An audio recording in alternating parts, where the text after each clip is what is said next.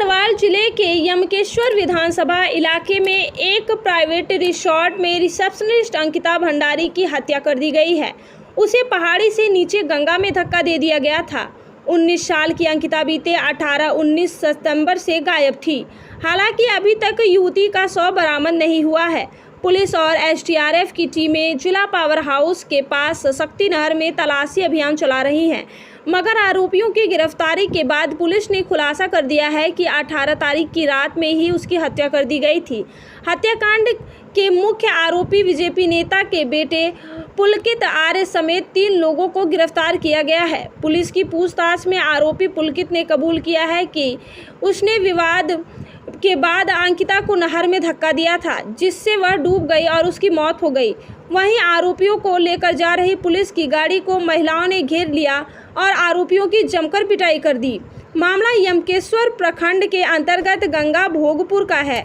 यहां हरिद्वार के बीजेपी नेता विनोद आर्य का रिसोर्ट बना हुआ है। इस रिसोर्ट में ही पौड़ी गढ़वाल निवासी अंकिता भंडारी उम्र 19 वर्ष रिसेप्शनिस्ट के पद पर कार्यरत थी।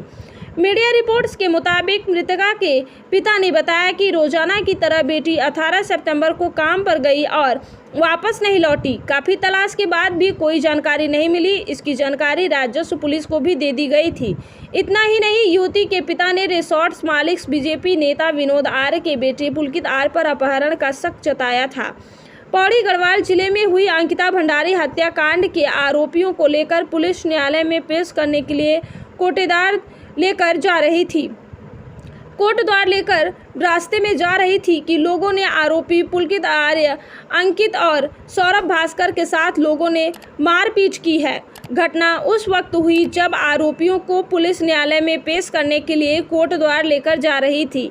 इस दौरान बैराज पुलिस से आगे कोड़िया में सैकड़ों ग्रामीणों ने पुलिस की गाड़ी रोक ली। मामले में सभी आरोपियों को 14 दिन की न्यायिक हिरासत में भेज दिया गया है। क्योंकि वो पटारी तो कुछ कर नहीं रहा है, क्योंकि हमें उस पर भी शक है। उसने कुछ नहीं किया। उस दिन से कुछ न कुछ तो पता चलता है कि लड़की कहाँ है, क्या है।